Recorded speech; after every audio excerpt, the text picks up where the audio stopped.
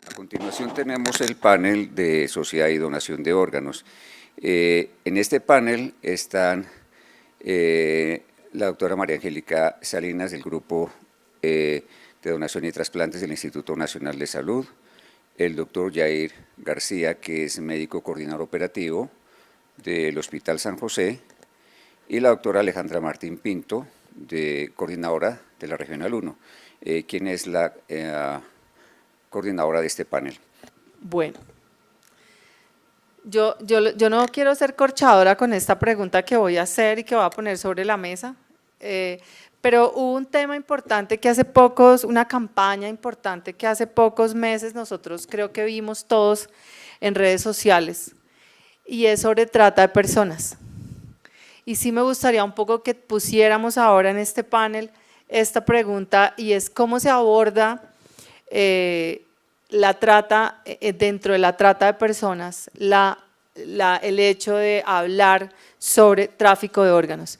Es importante recordar que dentro de la trata, ¿cierto?, existen varias modalidades, y una de esas modalidades es el tráfico de órganos. Sin embargo, también hay que aclarar que en Colombia no existe el tráfico de órganos, pero sí es importante, digamos, que tengamos claridad cómo nosotros garantizamos que este proceso no se dé, es decir, que no se dé el tráfico en Colombia, pero un poco relacionándolo con la trata de personas, cómo desde las instituciones gubernamentales podemos abordar el tema, doctor Rubén, y cómo también desde la sociedad podemos empezar a hablar sobre esto dentro de Colombia.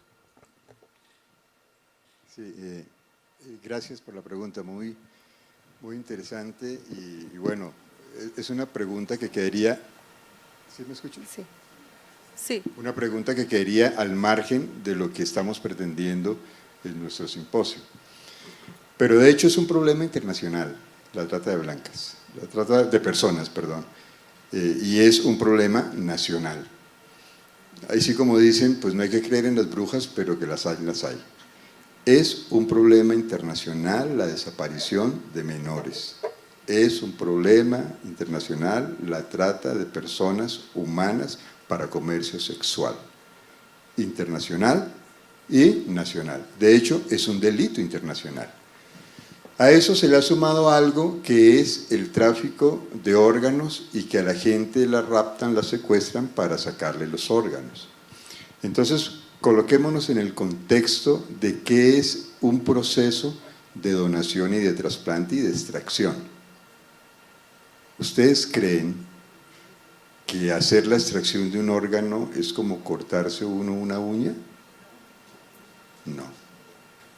¿Ustedes creen que un órgano se puede extraer sin necesidad de un anestesiólogo, sin necesidad de un experto que sepa hacer un corte, sin necesidad de un lugar donde se pueda hacer? Ok, yo escucho que las respuestas dicen que no. Entonces, si existen, hay lugares donde se hace, y hay personas que se prestan para eso. Si nosotros aceptamos que existe en un momento, ¿sí?, un comercio con extracción de órganos de personas que forman parte de la trata de personas. ¿Sí? Entonces, si nosotros miramos en ese contexto, nosotros no podemos introducir problemas que no existen dentro de una situación en un contexto como el que estamos hablando. Ahora la otra parte, ¿sí existe el comercio? ¿Existe la venta? ¿Existe la negociación, que no necesariamente es la extracción del órgano? Entonces, en ese punto sí tenemos que ponernos también conscientes de que es una forma de comercio el que yo te ofrezco mi órgano a cambio de una casita. yo te ofrezco mi riñoncito a cambio de que mi hijo vaya, o sea, una especie de trueque. Eso es comercio, eso es venta. Entonces, por ese lado es otra situación totalmente diferente a la que queremos plantear nosotros en la trata de personas. La extracción de órganos de personas en trata no existe, por lo menos en Colombia, y la normativa es muy clara. Desde hace muchos años con la 919, sí creo que es esa o es otra. Bueno, mis personas me dirán si esta es la ley que evita el comercio y el tráfico de órganos.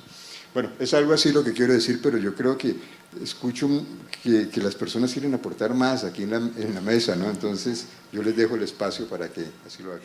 Me gustaría escuchar a la doctora, doctora, no, sí, por favor.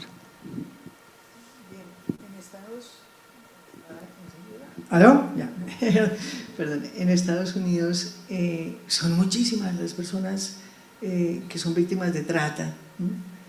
Hace poco hubo una película de Verástegui, ¿no? También sobre ese tema y ha impactado cantidades. Fue de las más taquilleras en temporada en Estados Unidos. Pero la pregunta es, a mí me parece que la solución de las soluciones, calidad de crianza. ¿Dónde estaban las mamás? ¿Dónde estaban los papás? ¿Qué estaban haciendo? ¿Cuántas horas le dedican a los hijos? ¿Cómo les enseñan a que se cuiden? ¿Cuáles son los niveles de comunicación si tantas personas tampoco llegan diligentemente a encauzar por estructuras estatales la solución a esto? No dan toda la información, no la dan a tiempo. Entonces también hay una corresponsabilidad social para que estas cosas funcionen. Por ejemplo, a veces nos acostumbramos, ay, la señora vecina sí, esa niña de 12 años y llega a las 3 de la mañana solita, la señora vecina sí, o yo qué estoy haciendo para aterrizar a la señora vecina para proteger a esa menor de edad. O sea, hay una responsabilidad ciudadana en la que hay un gran protagonismo para frenar todo esto, porque a veces tengo la sensación de que es el Estado el solucionador. No. Si cada uno aporta todo lo que puede, ¿cómo disminuiría este problema? Doctor.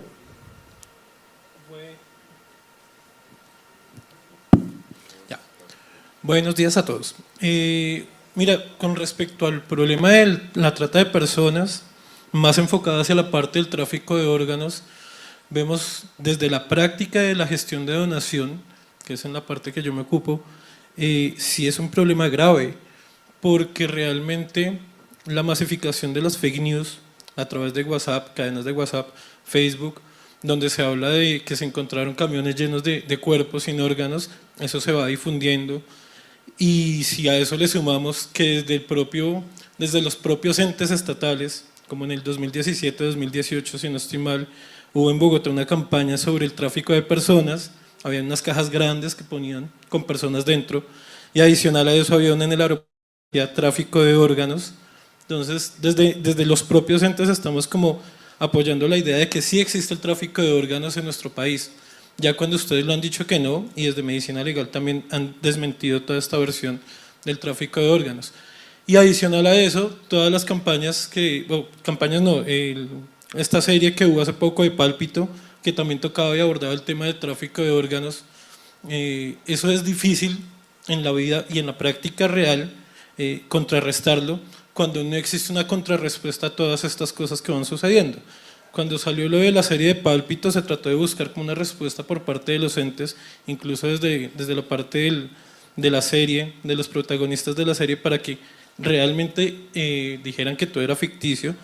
Y en ese momento me acuerdo mucho que la tasa de donación incluso disminuyó un poco, ya aparte de que ya estaba disminuida, disminuyó un poco porque la gente tenía como en la cabeza esa imagen de que en Colombia había tráfico de órganos.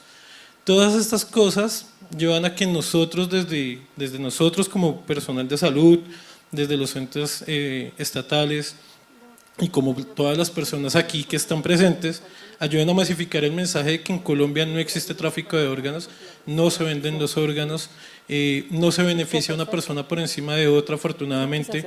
Ahorita estamos muy regularizados con eso, desde el 2005 que está la red de donación y trasplantes a nivel nacional. Desde el Instituto Nacional de Salud se vela porque todo sea de manera transparente y todas las personas que están en lista de espera tengan como la misma garantía de que pudieran llegar a ser trasplantadas. ¿Sí? Y eso también va de la mano en que hagan campañas sobre la parte de desmitificar y desmentir el hecho de que en Colombia existe el tráfico de órganos. Nosotros desde la parte de coordinación, todos los coordinadores, obviamente hacemos dentro de las campañas de sensibilización y educación que damos al público general y a la parte asistencial, hacemos énfasis en que el tráfico de órganos en Colombia no existe y lo damos con pruebas, las pruebas que nos otorga también medicina legal. Pero también es importante que todas las personas del común sepan que no es verdad, que los procesos de donación son completamente transparentes, que no existe dinero de por medio en el hecho de que se pueda beneficiar a alguien por encima de otra persona, porque tráfico de órganos también es eso, no es solamente secuestrar a alguien, sacar los órganos y venderlos, sino también beneficiar a unas personas por encima de otras en lista de espera, cosa que pues afortunadamente en Colombia no sucede. Muchas gracias, doctora Angélica, para cerrar Gracias. esta primera intervención. Gracias. Bueno, como todo, y cuando uno habla de estos temas que involucran mucho lo social, pues no todo es blanco-negro, y yo creo que aquí hay que mirar una balanza entre lo que implica esa trata de personas, porque el Estado también tiene una responsabilidad muy importante y es prevenir cualquiera de esas 7 modalidades de trata de personas. Y lo cierto es que también hay una responsabilidad entonces por prevenir que cualquier persona que haga tránsito en Colombia puede estar involucrada en una situación de estas. Y allí creo que es esa iniciativa que en su momento el gobierno tuvo a través del Ministerio del Interior o de algunas otras organizaciones o de las secretarías del distrito en algún momento, como lo planteabas, de ese justamente, ¿no? de buscar cómo se previenen esos fenómenos, porque ya lo decía aquí el doctor Camargo, pues de que hay casos, los hay y los hay en el mundo. Ahora creo que hay que equilibrarlo realmente buscando que en el caso de la modalidad de trata de personas en el tráfico de órganos, pues esto se vea más como una oportunidad. Yo en lo personal no le temo mucho, digamos, a estas campañas siempre y cuando tengan una orientación adecuada, que haya una articulación interinstitucional para que el mensaje lo que busque es justamente posicionar la confianza y la transparencia de la sociedad hacia nuestro sistema de donación y de trasplantes, diciéndole a la ciudadanía, sí, esos fenómenos existen, pueden existir en algunas partes del mundo, como la comercialización, el beneficio, el lucro, pero en Colombia tenemos un sistema fuerte que está reglamentado en el cual las personas pueden confiar, que es un sistema transparente, que está basado en unas normas, en un seguimiento, en una mirada a todos los procesos, y yo creo que es esa la mirada que hay que darle, una mirada distinta, donde no se pierda también la necesidad de prevenir cualquiera de estos fenómenos, pero buscando una comunicación diferente, una comunicación que acerque el tema a la sociedad y que la sociedad crea en el sistema de donación y de trasplantes. Creo que hay, digamos, en lo que yo pienso, creo que hay que verlo también desde esa otra óptica. Muchas gracias, doctora María Angélica. Doctor Rubén, nos hacen una pregunta. ¿Qué cantidad o en qué proporción se aumentaría la tasa de trasplantes en asistolia controlada? Lo pregunta un estudiante del curso de coordinación de trasplantes que se está realizando en este momento desde el Instituto Nacional de Salud. Gracias. El poder predecir cuál puede ser el porcentaje de incremento parte de que cada institución y cada grupo de trasplante en su IPS conozca su registro interno de donación de órganos. ¿A qué me refiero? ¿Cuántos donantes en muerte encefálica pueden presentarse en un periodo de tiempo? ¿Cuántas personas en una unidad de cuidados intensivos pueden estar ante una situación de adecuación de un esfuerzo terapéutico? ¿Cuántos médicos en una unidad de cuidados intensivos son conocedores del tema de donante en asistolia? ¿Qué cultura familiar podemos tener en cuanto a las personas que están dentro de una institución? O sea que es difícil predecirlo. Pero sí le puedo decir que en este momento los países europeos, especialmente en España, Francia y el Reino Unido, han tenido un incremento del 19 hasta el 22% De hecho, los españoles en este momento, que es el grupo de referencia, está entre el 48 y el 50% de los donantes que se generan dentro de las instituciones están en asistolia controlada o asistolia no controlada. Entonces son números que existen, pero no podemos predecirlos en Colombia hasta que nosotros no tengamos una base epidemiológica local por institución, IPS generadora y trasplantadora, que nos permita predecir la evolución y los resultados, porque recuerden que todo eso lleva un proceso de una curva de aprendizaje y dependemos mucho de la preparación de esos grupos de trasplantes. Muchas gracias, doctor Rubén. Doctora María Angélica, preguntan, si bien el trasplante de órganos es un derecho al que todo ciudadano puede acceder, ¿por qué aún existen barreras que impiden lograr las metas, de poder acceder a este servicio? Y actualmente, ¿cuál sería la principal barrera con relación a la anterior pregunta? Bueno, trasplantes es un servicio, un programa de salud que se enmarca en el sistema de salud colombiano. Y lo cierto es que al ser un servicio de salud en el sistema de salud, pues padece, digamos, las barreras que pueden estar asociadas al sistema mismo. Entonces, claro, hay barreras de acceso, hay barreras de oportunidad, por ejemplo, donde los pacientes, a pesar de una ley que dice que todo paciente con una enfermedad crónica susceptible de trasplante tiene, después del diagnóstico, 3 meses para ser enviado a un grupo que lo valore, ¿cierto? Y pueda ingresar a la lista de espera.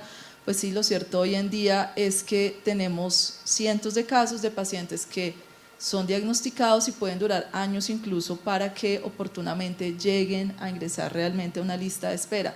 Hoy, de hecho, justamente antes de llegar acá a este evento, respondía 2 acciones de tutela de pacientes que llegan a los juzgados y dicen: yo no estoy en lista de espera, me dijeron que tengo una enfermedad crónica y que puedo ser trasplantado y no estoy en lista.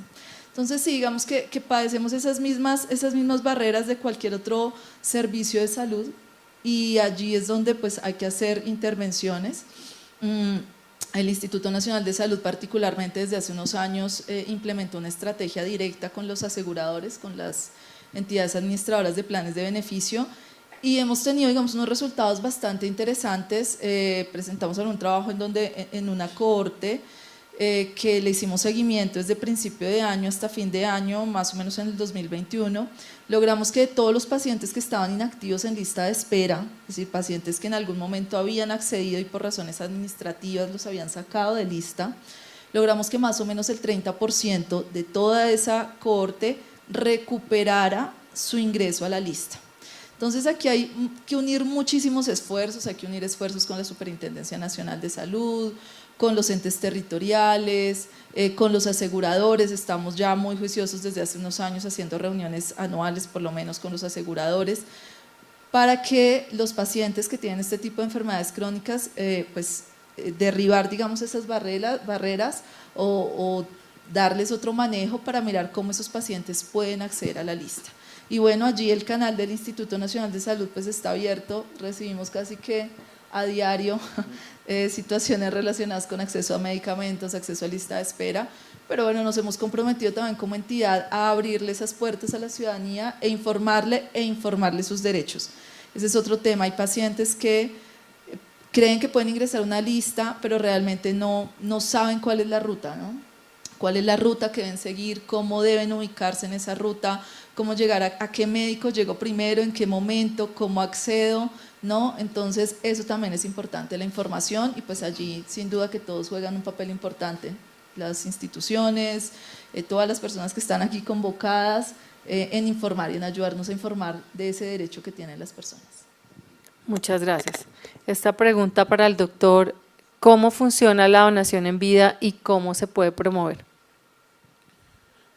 Bueno, la donación en vida es una de las partes más importantes ahorita, dado que todavía no estamos con lo de donación a corazón parado. Para nosotros es importante, por ejemplo, en el caso de nosotros que manejamos trasplante renal, tener la posibilidad de que los pacientes que ingresan a lista de espera pudieran tener un candidato a ser su donante vivo.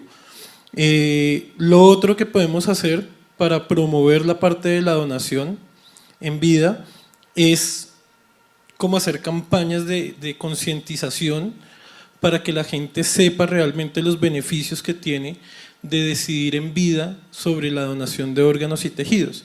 Cuando nosotros hacemos las entrevistas, cuando hacemos los abordajes familiares, muchas veces una de las causas de que las personas como que estén en contra de la donación no es tanto el hecho de donar, sino el hecho de que no sabían qué era lo que su ser querido quería en vida en el momento de fallecer. Entonces, tener que tomar una decisión en ese punto tan doloroso como es la pérdida de un ser querido, en ese momento de duelo que están iniciando hasta ahora, para ellos es difícil. Y esa es una de las causas de que muchas veces las personas se opongan a la donación. Si nosotros como personas tomamos la decisión, bien sea que sí queremos donar o que no queramos donar, porque estamos en el derecho de aceptar o no aceptar, y las familias saben eso, creo que sería un poco más fácil para ellos llegar a tomar la decisión. Pero eso lo podemos hacer nosotros, por ejemplo, desde los programas de trasplante y desde toda la parte del instituto y todos los entes que están en trasplante y en donación y trasplante, haciendo campañas. Muchas veces me llamó mucho la atención lo que decía la doctora Martín ahorita en su ponencia, que ella quiere trabajar fuertemente con la parte de sensibilización y hacer campañas de donación. Esto no lo había escuchado en todos los años que yo llevo trabajando en trasplante. Es la primera vez que escucho realmente que alguien está interesado en hacer campañas que marquen y que generen un impacto real en la sociedad, ¿sí? Y me alegra muchísimo, porque yo me acuerdo que cuando nosotros proponíamos esto, a nosotros nos decían que eso no tenía ningún impacto y que estadísticamente no iba a generar cambios en cuanto a la percepción de la donación, y yo estoy completamente en desacuerdo con eso. Entonces creo que el hecho de generar y hacer campañas que promuevan la donación, que promuevan que las personas conozcan los programas de trasplante, que se conozcan cómo son las rutas de ingreso a lista de espera, va a generar mayor confianza en el sistema de salud y va a hacer que las personas acepten la donación en vida, ¿sí? Y que sea cada uno de los que tomamos la decisión de hacerlo, o vuelvo y digo, de no hacerlo, porque igual cada uno tiene su derecho de aceptar o no aceptar la donación. Muchas gracias. Doctora Nubia, ¿cómo toma el concepto de la muerte digna, que es un procedimiento que se aplica a medicamentos para el dolor hasta la muerte del paciente? Bueno, muerte digna es uno de los términos más equívocos en el tema en bioética. ¿Por qué? Porque se utiliza para muchas contradicciones. Lo primero es, ¿qué significa digno? Digna es la persona precisamente porque, además de ser una realidad física, si fuera por ser física, pues todas las especies son dignas. Además de ser una realidad física, es una realidad espiritual. La dignidad significa el mayor valor superior a otros valores. Eso es dignidad. Y solo el ser humano lo es precisamente porque es también una realidad simple. Ya vimos esas 11 pruebas. ¿Y eso qué quiere decir? Que el digno es el que muere. Pensar en muerte digna es solamente pensar en sentido derivado. O sea, si el que muere es digno, entonces es digno todo lo que en él sucede, también la muerte. Pero una cosa es eso y otra cosa es dejar de reconocer que nadie, absolutamente nadie, se hace mejor persona sin su cuerpo. Yo no puedo dejar mi cuerpo a un lado para hacerme mejor persona. O me hago persona con mi cuerpo o no me hago mejor. ¿Qué hago yo sin cerebro para ser mejor persona? No puedo. Entonces, ¿esto qué quiere decir? Que hablábamos del respeto incondicional al cuerpo humano, precisamente por su plus de valor, porque no solo es el valor del cuerpo en sí, que es el más perfecto entre los cuerpos conocidos, sino porque es perfeccionador a él mismo, un bien que no termina, que es su propio espíritu. Entonces, decir que es muerte digna, la decisión de destruir al que es digno, es una contradicción. No es digno destruir al que es digno. Y decir que la muerte es digna cuando la ejerzo suicidio asistido, o cuando ejercen en mí eutanasia, pues no. ¿Por qué? La gente puede decir, pero hay que respetar la autonomía. Mira, la autonomía no es una realidad distinta a un ser humano.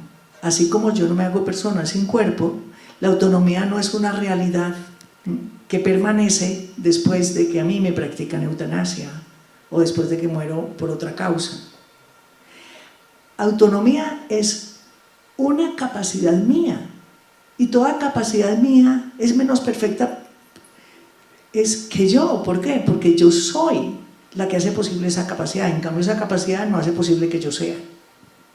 Por eso, es un error exaltar la autonomía a tal punto que justifico la destrucción de mi propio ser en nombre de la autonomía. Y obviamente, al practicar mi eutanasia, me están destruyendo también mi autonomía.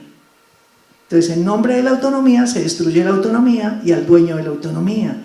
Eso no es usar bien la inteligencia. Ahí hay varios errores lógicos muy contundentes. Se llaman de contradicción. O sea, contradicción solo hay cuando hay dos alternativas que son mutuamente excluyentes.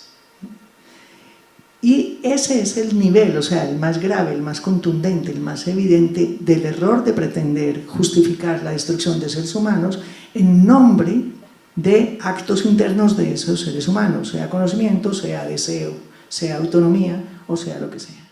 Gracias. Gracias, doctora Nubia. Doctora Angélica, ¿se considera prudente hacer una reintervención en el caso de una negativa familiar? ¿Y cómo sería el abordaje desde su experiencia y ahora liderando la formación académica a estos futuros coordinadores operativos de las instituciones generadoras? ¿Cómo les enseñamos? Esto también lo está haciendo esta pregunta también la está haciendo un futuro coordinador operativo de una IPS generadora.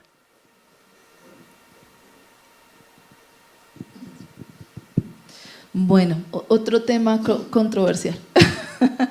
El tema de las segundas intervenciones o reintervenciones también está documentado, o sea, no es un tema que no existe en el mundo, es un mecanismo más que se hace dentro de la intervención a las familias, donde en algunos estudios en otros países ha demostrado que tiene, digamos, algunos niveles de eficacia porque ayuda a revertir una negativa de una familia. O sea, ese es como el fin último, porque hay entrevistadores que con alguna familia pueden generar una mejor relación de ayuda o que tiene una diferente forma de intervenir a la familia, y allí es donde se podría hacer una reintervención y eventualmente que llegue a ese fin último de mejorar la relación de ayuda con la familia, pero revertir esa negativa. Entonces, digamos que es una estrategia que está documentada en el mundo. En Colombia realmente no se practica frecuentemente en la parte operativa, que el doctor Jair podrá de pronto también ilustrar un poco más allí, pero realmente la práctica en Colombia no se realiza frecuentemente. Pero sí que es una estrategia que se puede considerar, que hemos discutido incluso en el país. En algún momento, cuando se construyó un documento técnico, fue muy discutida, pero que creo que no deberíamos estar cerrada a ella, porque es una estrategia más que se puede realizar, que se puede plantear, pero siempre y cuando tenga unas precondiciones.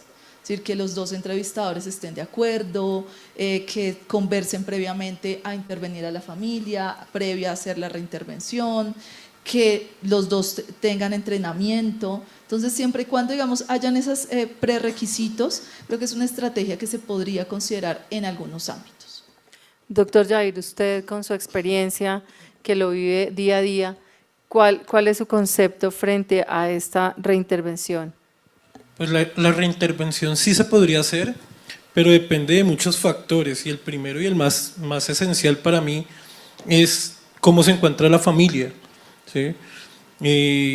Tenemos que ser empáticos, por lo menos creo que la mayoría de coordinadores lo somos, por no decirlo que todos, ser empáticos al dolor de las familias. Si uno los aborda una vez y obtiene una negativa, por X o Y, una negativa a la extracción, por X o Y motivo, reintervenirlos a veces es generarles un poco más de dolor y más molestia. No quiere decir que no esté de acuerdo con la reintervención, y he visto casos en los que la reintervención hacen revertir las negativas familiares, pero depende mucho de cómo se encuentre la familia, la aceptación que tenga el diagnóstico, también influye mucho el tipo de atención que ha recibido y cómo ha sido tratado durante la atención inicial de su ser querido. Entonces, pienso que es un tema que se puede discutir. Como decía Angélica, es algo que se debe llegar a un mutuo acuerdo entre los diferentes entrevistadores, que los dos estén de acuerdo y poder hacer la reintervención. No creo que sea ningún inconveniente, siempre y cuando las condiciones de la familia lo permitan. Muchas gracias. Y ya para finalizar, para la doctora Nubia y el doctor Camargo, de acuerdo al tiempo de vida de un ser al final de su existencia, ¿tiene sentido el ser excluyente en el mundo en que se vive?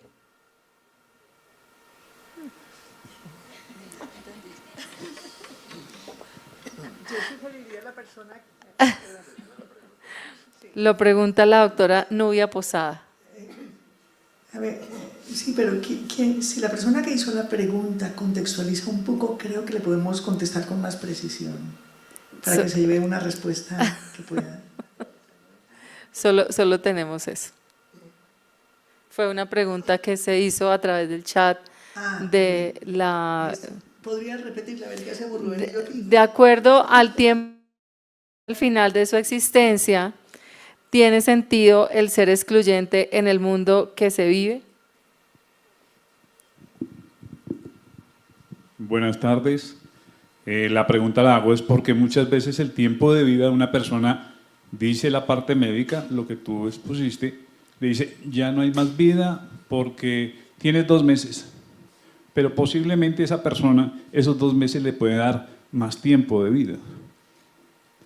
2 meses y más. Ok, pero hay personas que no teniendo 2 meses de vida pueden durar más. Sí, por eso, 2 meses y más o a veces menos. Ok, pero ¿son excluyentes esas personas viviendo hoy en vida? Porque le van a decir, no, mira, en 2 meses vas a quedar dentro del plan de donante.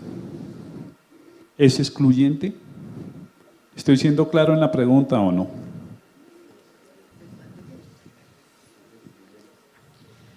A ver, excluyente refiriéndose a qué. A que le va a quedar solo 2 meses de vida y sí puede ser un donante posible para un siguiente tiempo después de que muera. ¿Es excluyente si no dona? ¿Sería esa la pregunta? Correcto. Bien. Bueno, Rubén, ¿quieres tú primero? Bueno, yo empezaría por partes. Yo creo que vamos a descomponer la pregunta. Fin de vida. El término fin de vida en el proceso biológico y natural, y entendiéndolo desde el punto de vista científico y académico, corresponde a patologías, 1, incurables, 2, intratables y 3, irreversibles. Eso da algo en la ecuación que se denomina terminalidad. ¿Sí? O sea, a pesar de los esfuerzos que yo haga, a pesar del tratamiento que yo invierta, no va a haber reversión total de una evolución natural que finalmente lo va a llevar a la muerte. Hasta ahí está claro, ¿cierto? Entonces todos vamos a tener ese proceso de fin de vida, todos los que estamos aquí. No va a haber exclusión de ninguno de nosotros. El hecho que le diagnostiquen a uno y puedan predecir que mi patología crónica, irreversible, irrecuperable, que me está llevando a mí al final de vida y me está haciendo terminal, va a durar 1 mes, 2 meses, 3 meses, forma como parte de ese pretender decir que la vida tiene un tiempo límite, porque es difícil que cualquier profesional pueda decir 2 meses o 3 meses o 1 año o 6 meses, porque bien lo habíamos dicho anteriormente, puede durar menos tiempo o 2 días o 1 semana, porque a uno no lo mata tanto lo físico, sino el estado mental.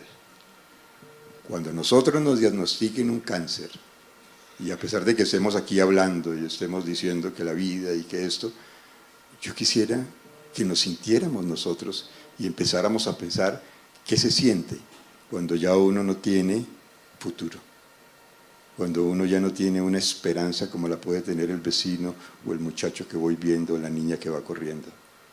Entonces, si la mente está sana, tu cuerpo va a estar sano. Pero si tu mente se enferma, de pronto tus 3 meses que te dijeron no te van a durar 3 meses, sino te puede durar menos tiempo, porque viene la depresión, viene la enfermedad mental, viene esa agonía y esa muerte en vida sin estar muerto. Entonces, es lo que te podría aportar. No es excluyente, yo creo que la persona es incluyente, porque en el momento en que tú sepas la razón de tu existencia y el final de tu existencia, tú vas a empezar a valorar tu existencia. ¿Ok?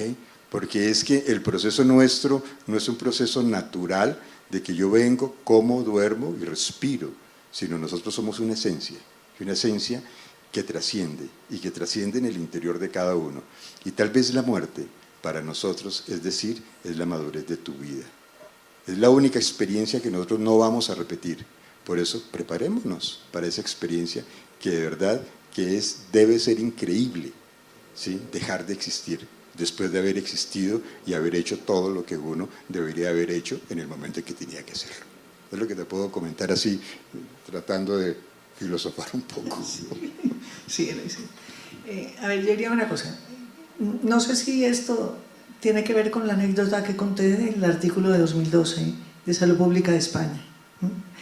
¿Qué sucede con los médicos que hacen criptoeutanasia? O sea, la destrucción del paciente, pero oculta, sin consultarle al paciente. Y ellos seguros de que están haciéndole un bien al paciente, a la familia y a la sociedad. Que ellos están siendo excluyentes con esas personas. Porque nadie tiene derecho a destruir a otro ser humano. Nadie tiene derecho a adelantar la muerte de otro ser humano. Uno mismo no tiene derecho, porque acuérdate que si eres limitado fuiste causado, luego no eres dueño absoluto de ti. Y fuiste causado. Si en ti hay orden, tu causante es inteligente.